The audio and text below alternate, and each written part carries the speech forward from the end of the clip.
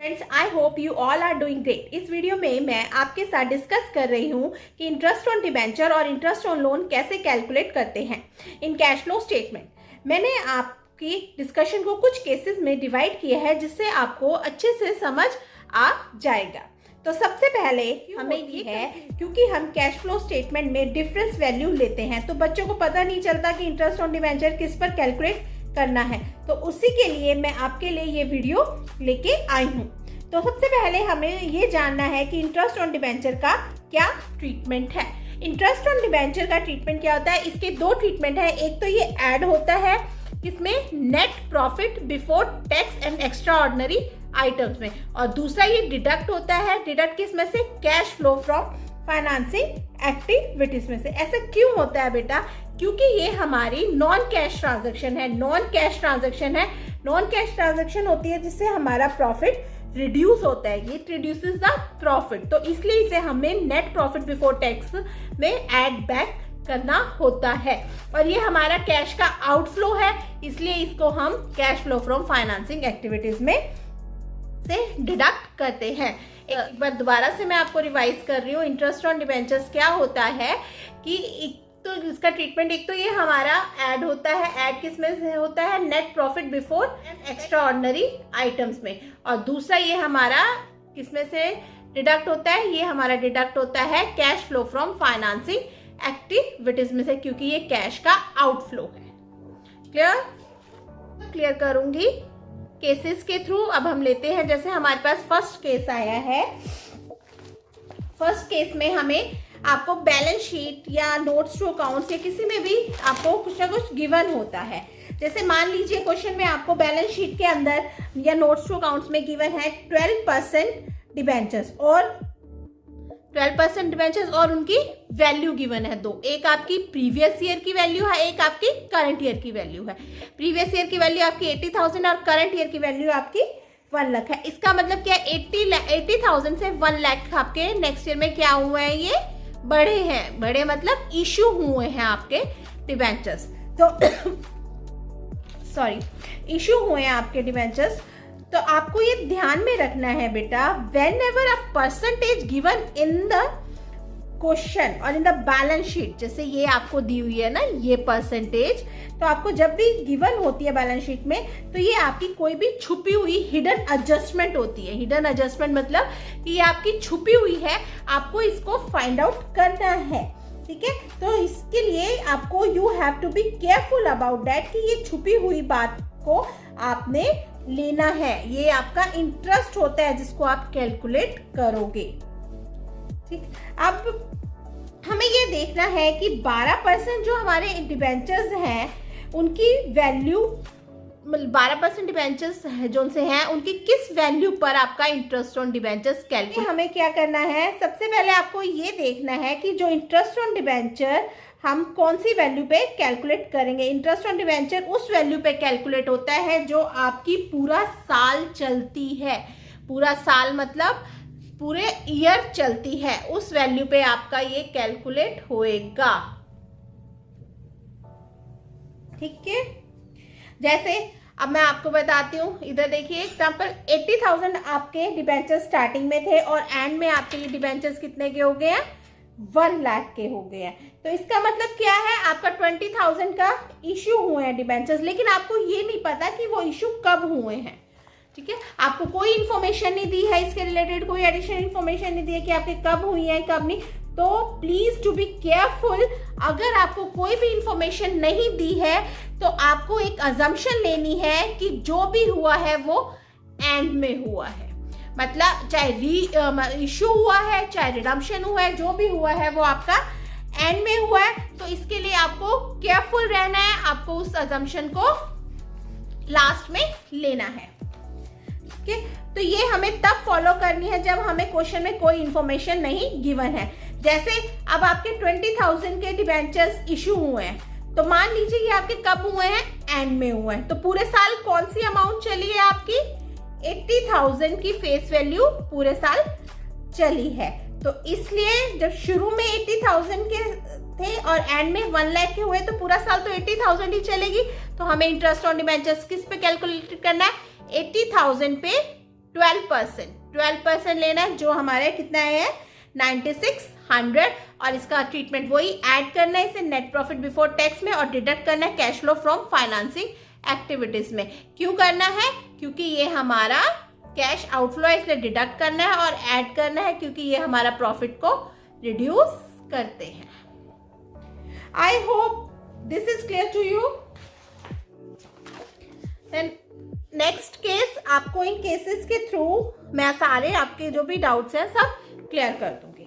अब next case में आप अगेन देखिए, बैलेंस शीट में आपको 15% डिबेंचर्स दिए हुए थे जो कि बिगनिंग में 3 लाख है और एट द एंड आपके ये 2 लाख रह गए। तो इसमें आपको पर एडिशनल इंफॉर्मेशन गिवन है। एडिशनल इंफॉर्मेशन में क्या बताया गया है कि आपके 1 लाख के 15% डिबेंचर्स आपके रिडीम हुए हैं 31/3/2022 को, यानी at the end of the year. ठीक है, तो अब आपको कैसे ये लेना है? अब इसमें आप कोई भी अगर आपको इन्फॉर्मेशन नहीं दी होती तो आपको वही अजम्पशन लगानी थी कि जो भी हुआ है लास्ट में हुआ है, लेकिन आपको यहाँ अजम्पशन एडिशनल इंफॉर्मेशन दी हुई है। तो आपने कैसे देखना है? ओपनिंग में आपके 3 लाख थे, रिडीम हुए हैं लास्ट में, उन्होंने कह दिया है कि आपके लास्ट में रिडीम हुए, तो लेकिन पूरे साल कौन सी वैल्यू चली है? पूरे साल आपकी 3 लाख चली है। तो 3 लाख पे 15% हमने निकालना है 4500। ये आपका इंटरेस्ट ऑन डिबेंचर्स आ गया। और इसका ट्रीटमेंट क्या है? इसका ट्रीटमेंट वही होएगा बेटा, सेम। आपको ऐड करना है net profit before tax and extraordinary items और डिडक्ट करना है cash flow from financing activities में से। हमारा थर्ड केस है जिसमें आपको 12% डिबेंचर्स दिए हुए हैं बैलेंस शीट में, जो कि बिगनिंग में आपके 4 लाख हैं और आपके at the end of the year 5 lakh है, यानी इसमें भी आपके इश्यू हुए हैं। ठीक है, अगर कोई इन्फॉर्मेशन नहीं दी होती तो हम क्या अजम्पशन लेते हैं कि जो भी हुआ है एंड में हुआ है, लेकिन यहाँ पर आपको एडिशनल इन्फॉर्मेशन दी हुई है कि 1 लाख के 12% डिबेंचर इश्यू हुए हैं 1 अप्रैल 2021 में। कब हुए? 1 अप्रैल, यानी शुरू में ही आपके इश्यू हो गए हैं। तो ओपनिंग में आपके 4 लाख थे, शुरू में आपके 1 लाख और इश्यू हो गया, तो टोटल 5 लाख हो गए और एंड में कितने थे आपके 5 लाख। तो ये आपके पूरे साल कितने चले हैं? 5 लाख चले हैं, क्योंकि ये आपके शुरू में ही इश्यू हो गए थे। तो इसलिए हमने जो इंटरेस्ट ऑन डिबेंचर कैलकुलेट करना है वो किस वैल्यू पे करना है? 5 लाख पे 12% कितना आएगा? 6000।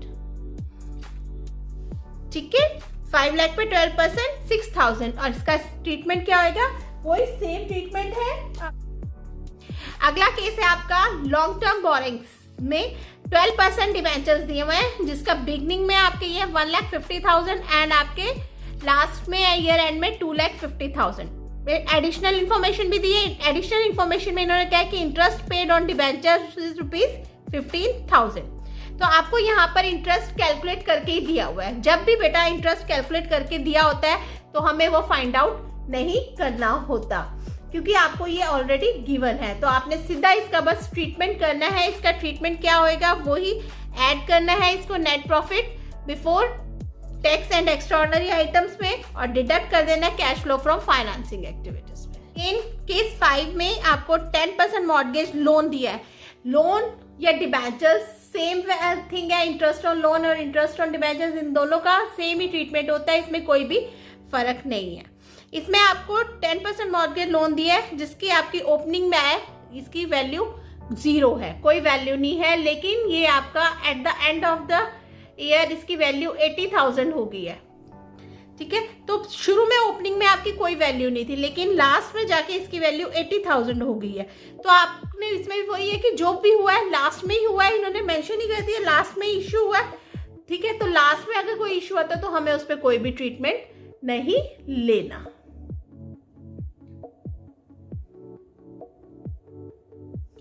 ठीक है, तो इसका आपका कोई भी ट्रीटमेंट नहीं होएगा जो आपका लास्ट में इश्यू हुआ है।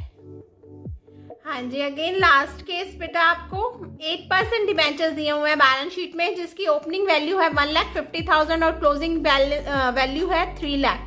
और साथ में आपको एडिशनल इन्फॉर्मेशन दी हुई है। एडिशनल इन्फॉर्मेशन में क्या दिया हुआ है कि डिबेंचर आपके इश्यू हैं एट पार ऑन 1 अक्टूबर 2021।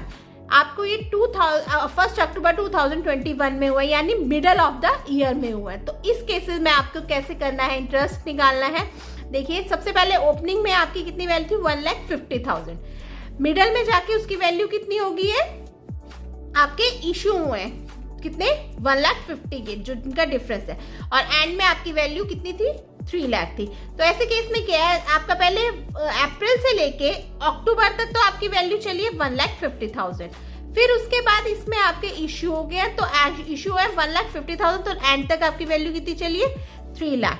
तो आपने जितनी वैल्यू आपकी इशू हुई है, जो आपकी यहाँ तक चली है 1,50,000, उस पर लेना है पहले 8% 6 मंथ्स का 6,000, फिर जितनी वैल्यू आपके मिडल ऑफ द ईयर से लास्ट तक चली है यानी 3 लाख, उसके ऊपर आपने फिर 8% 6 मंथ्स का इंटरेस्ट लेना है। तो इन्हें प्लस करके 18,000 आपका टोटल इंटरेस्ट आता है, जिसका आपको ट्रीटमेंट करना है। क्लियर?